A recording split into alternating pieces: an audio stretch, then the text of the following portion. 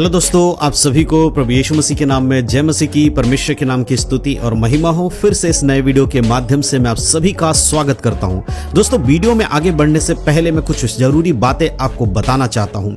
आज का ये वीडियो बहुत ही खास है उन लोगों के लिए जो प्रभु यीशु मसीह पे विश्वास करते हैं, और खास करके ये वीडियो मैं इसलिए बना रहा हूं ताकि मसीही लोगों को ये पता चल सके कि एक मसीही व्यक्ति के लिए किन किन कामों को करना बहुत जरूरी है।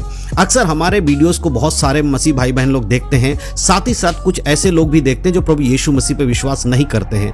ऐसे में होता यह है कि जो लोग प्रभु यीशु मसीह पे विश्वास नहीं करते हैं वो लोग हमारे वीडियो में आके कमेंट करते हैं और हमें कहते हैं कि आप इस तरह नहीं बोल सकते। तो मैं उन लोगों को ये कहना चाहता हूं, देखिए मेरे प्रिय भाई बहनों, हम जब वीडियो बनाते हैं तो केवल और केवल ये मसीही लोगों के लिए वीडियो है जो प्रभु यीशु मसीह पे विश्वास करते हैं। जो भी बातें हम अपने वीडियो में बताते हैं वो पूरी तरह से केवल उन लोगों के लिए होती है जो यीशु मसीह पे विश्वास करते हैं, जो एक विश्वासी हैं, चर्च जाने वाले लोग हैं। अन्यथा ये किसी के लिए भी ये वीडियो हम नहीं बनाते हैं। और अगर आपको इस वीडियो में कुछ ऐसी बातें लगती है जो आपको अच्छा नहीं लग रहा है तो कृपया करके आपसे निवेदन है आप इस वीडियो को ना देखें, क्योंकि ये वीडियो सिर्फ और सिर्फ मसीही शिक्षा देने के लिए और यीशु मसीह के दूसरे आगमन के लिए लोगों को तैयार करने के लिए बनाया जाता, ताकि एक व्यक्ति जो यीशु मसीह पे विश्वास करता हो वो पवित्र जीवन जी सके और हर एक बात जो बाइबल में लिखी है उसके अनुसार अपने जीवन को चला सके। इसीलिए हम इस तरह के वीडियोस बनाते हैं। तो मैं फिर से आप सभी से अनुरोध करता हूं कि आप बहुत धैर्य के साथ, समझदारी के साथ आज के इस वीडियो को शुरू से लेकर आखिरी तक जरूर देखें।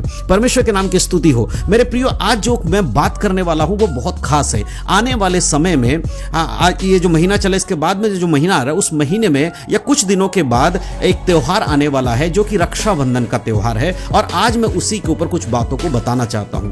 पिछले दिनों में इससे पहले जब मैंने रक्षाबंधन के ऊपर वीडियोस बनाए थे तो हमारे बहुत सारे मसीह भाई बहन लोगों को उसमें बहुत सारे सवाल आए थे कि ब्रदर हमें पूरी तरह से समझाइए कि हम प्रभु यीशु मसीह पे तो विश्वास करते हैं, तो क्या हम उन कामों को कर सकते हैं जो हम पहले किया करते थे? क्या हम रक्षाबंधन का त्योहार मना सकते हैं? क्या हम अपने भाई को रक्षा बांध सकते हैं, राखी बांध सकते हैं, या हम अपनी बहन से राखी को बंधवा सकते हैं? इस तरह के कई सारे सवाल आ रहे थे मेरे पास उन वीडियोस में जब मैंने पहले बनाया था। तो मुझे लगा कि आज भी मुझे एक वीडियो बनाकर आपको पूरी तरह से बताना चाहिए बाइबल के वचन के अनुसार कि जब एक व्यक्ति प्रभु यीशु मसीह पे विश्वास करता है क्या उसके लिए रक्षाबंधन का त्योहार मनाना जरूरी है या फिर वो ना मनाए या मनाना चाहिए, क्या करना चाहिए उसको पूरे डिटेल में मैं आपको बाइबल के वचनों के संग आपको बताने वाला हूं। देखिए, सबसे पहली चीज आपको यह समझना होगा, जब आप प्रभु यीशु मसीह पे विश्वास करने की बात करते हैं तो विश्वास केवल मुंह से बोलने से नहीं होता कि आपने मुंह से बोल दिया कि मैं यीशु मसीह पे विश्वास करता हूं और हो गया। नहीं, बाइबल कहती है विश्वास बिना कर्म के मरा हुआ है। अगर एक व्यक्ति विश्वास करता है कि यीशु मसीह मेरा पिता है, खुदा है, उद्धार करता है, लेकिन अगर वो यीशु के बताए हुए कामों को नहीं करता है तो फिर उसका विश्वास का कोई अर्थ नहीं रह जाता, उसका कोई मतलब नहीं रह जाता। अगर आप सिर्फ चर्च जाने वाले व्यक्ति हैं, आप संडे को आराधना में शामिल होने के लिए जाते हैं, आप चंगाई पाने के लिए चर्च में जाते हैं, आप अपनी बीमारियों से छुटकारा पाने के लिए, संसार के आशीषों को पाने के लिए, धन संपत्ति के आशीषों को पाने के लिए, प्रार्थना करवाने के लिए चर्च में जाते हैं, तो फिर मुझे लगता है कि इन सब बातों को आपके जीवन में महत्व देने की कोई आवश्यकता नहीं है, क्योंकि आपका उद्धार नहीं हुआ। आप सिर्फ चिन्ह और चमत्कार देखकर, लोगों को सुनकर या उनको देखकर आप यीशु मसीह के नाम को जान पाए हैं। लेकिन जो व्यक्ति सच में यीशु मसीह को अपना उद्धार करता के रूप में ग्रहण कर लेता है, जो यह मानता है कि यीशु मसीह मेरे पापों के लिए मारा गया, गाड़ा गया और मुर्दों में से तीसरे दिन जी उठा है और वो मुझे लेने फिर से वापस आएगा, और इस बात को मानते हुए अगर एक व्यक्ति विश्वास करता है और बपतिस्मा लेकर उद्धार पाता है, उस व्यक्ति के लिए जरूरी है कि वो समझे कि केवल विश्वास बोलने से नहीं परंतु कार्य भी दिखना चाहिए। बाइबल हमें क्या बताती है इस विषय में? क्या एक विश्वासी जो सही मायने में विश्वासी है उसे रक्षाबंधन का त्योहार मनाना चाहिए? तो सबसे पहले मैं आपके लिए एक वचन पढ़ के सुनाना चाहता हूं, उसके बाद मैं आपको समझाऊंगा कि आपको क्या करना चाहिए।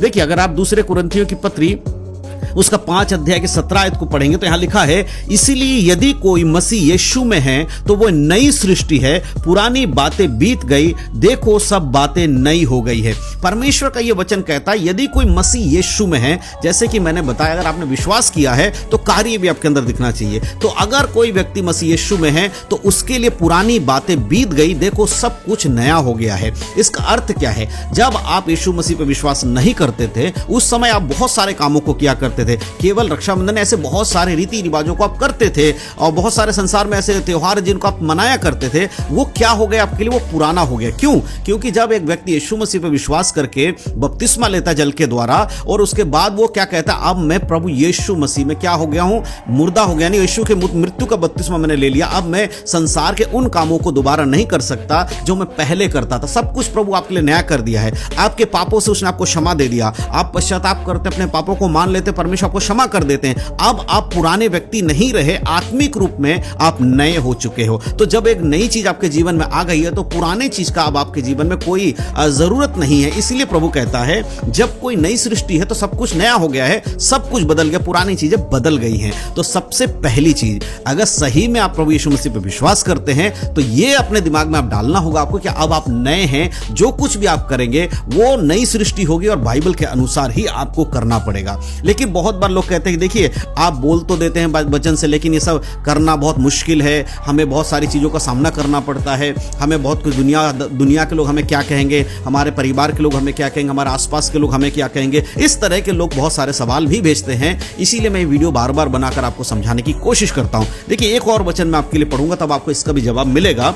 अगर रोमियो की पत्री 12 अध्याय को पढ़ेंगे और उसके दूसरे आयत में लिखा है, इस संसार के सदृश्य ना बनो, परंतु तुम्हारे मन के नए हो जाने से तुम्हारा चाल चलन भी बदलता जाए, जिससे तुम परमेश्वर की भली और भावती और सिद्ध इच्छा अनुभव से मालूम करते रहो।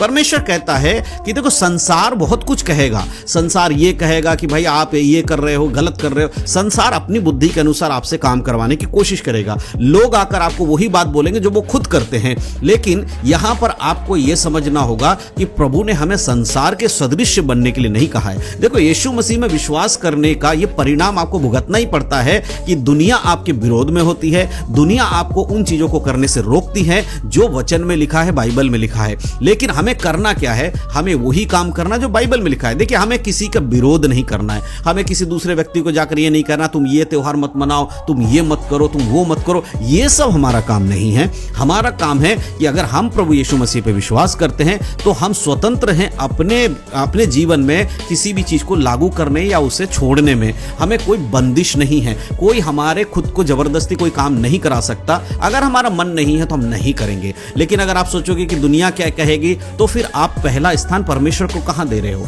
आप दुनिया को दे रहे हो। सही मायने में देखा जाए तो संसार का सदृश आप नहीं बन सकते। आप ये नहीं कह सकते कि मेरे परिवार के लोग कर रहे हैं, अगर मैं नहीं करूंगा तो बुरा मान जाएंगे। देखिए, बुरा मानने वाले को आप मना भी नहीं पाएंगे। आज इस बात पे बुरा नहीं मान लेंगे, शायद आपको लगेगा अगर मैं कर लूंगा तो बुरा नहीं मानेंगे, उसके बाद किसी और चीज में बुरा मान जाएंगे। जो जिनको बुरा लगता है उनको तो किसी भी चीज में बुरा लग सकता है, आपके उठने बैठने सोने में भी बुरा लग सकता है। तो ऐसी धारणाओं को जब आप अपने मन में लेकर आते हैं तभी आप कमजोर पड़ते हैं, तभी आपको सामर्थ्य को जो परमेश्वर आपको देता है उसको आप इस्तेमाल नहीं कर पाते।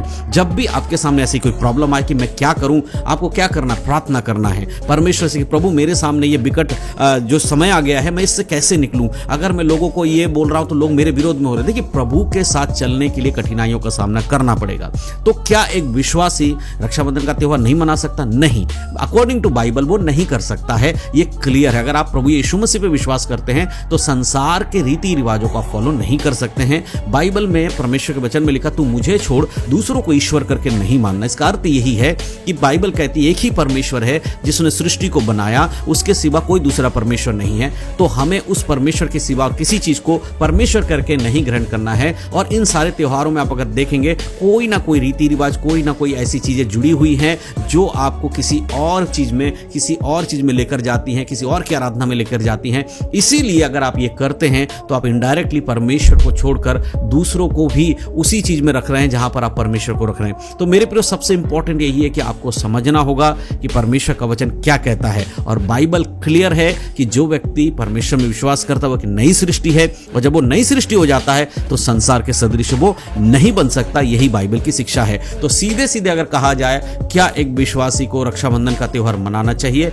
नहीं, अकॉर्डिंग टू बाइबल उसे नहीं मनाना चाहिए। उसे प्रार्थना करना चाहिए कि परमेश्वर से सामर्थ्य दे ताकि वो इस निर्णय में टिक सके। और साथ ही साथ इस चीज का भी ध्यान रखना है, हमें किसी दूसरे जो कोई कर रहा है हमें उन्हें रोकने के लिए कोई जरूरत नहीं है। अगर कोई प्रभु यीशु मसीह पे विश्वास नहीं करता है, अगर वो रक्षाबंधन कर रहा है अपने परिवार में आपके कर रहा है, आप उनको रोकिए टोकिए मत, क्योंकि वो अपनी इच्छा से कर रहे हैं, आप अपनी इच्छा से नहीं कर रहे। हमारा काम किसी को रोकना या किसी की बुराई करना नहीं है, परंतु हमारा काम जो हम मानते हैं उसको फॉलो करना है। तो इस तरह से लोगों को समझाइए, अपने परिवार के लोगों को भी आप समझा सकते हैं कि मैं अब इस चीज़ को नहीं मानता हूँ, मैं यीशु मसीह को मानता हूँ, तो वो प्यार से समझाएंगे, समझ जाएंगे। लेकिन अगर आप कहेंगे तुम भी मत करो, ये भी मत करो, तो इस तरह नहीं होता है। जो कर रहे हैं उनको करने दीजिए, आप मत कीजिए। तो मैं विश्वास करता हूँ कि आपको चीज़ें समझ में आ रही है। अगर वीडियो आपको समझ में आया हो तो ज़रूर शेयर कर दीजिएगा। हो सकता है कि कोई ऐसा व्यक्ति जो इस बारे में सोच रहा हो और उसको पता ना हो क्या करना है, आपके वीडियो शेयर करने से उस तक वीडियो पहुंचे और उसे भी पता चल जाए बाइबल के अनुसार सही क्या है। तो परमेश्वर इन सब बातों के द्वारा आप सबको आशीष दे। यीशु मसीह के नाम में सबको जय मसीह की। God bless you.